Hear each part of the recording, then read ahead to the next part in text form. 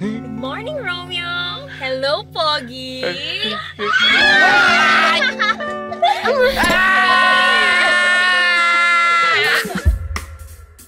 Bakit nga ba malakas ang appeal ko sa mga chicks? Sa maniwala kayo sa hindi, isa siyang sumpa. Ganito kasi yun. Kasalanan yan kasi ng lolo ng lolo ng lolo ng lolo ko. May shotang tsaka na pinangakuan ng forever. At nung nakakita ng magandang chika babes, ayun, dun sumama. At ang pangakong forever, naging never. Taksil. Nagalit si Chaka Girl kaya ang angka namin sinumpa. Isang sumpa!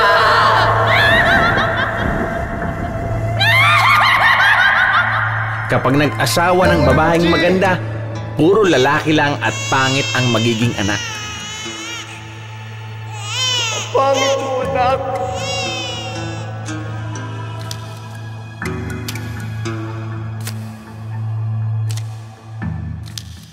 Siguro naman nahulaan nyo na.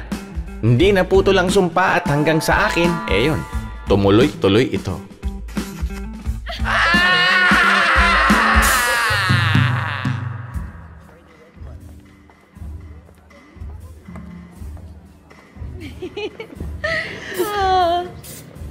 Mahal, this is the new Papa in Love perfume! I like it! Ay! Dad, are you okay? Dad, what are you doing here? Junior, I just passed by to check kung kamusta yung negosyo natin. As you can see, Dad, everything is okay. I love the new perfume. Good. Junior, nabalita mo na ba na yung asawa ni Tito Adonis mo mga anak na? You should be happy for them, di ba? Kasi magkakaroon na naman tayo ng new family member, right?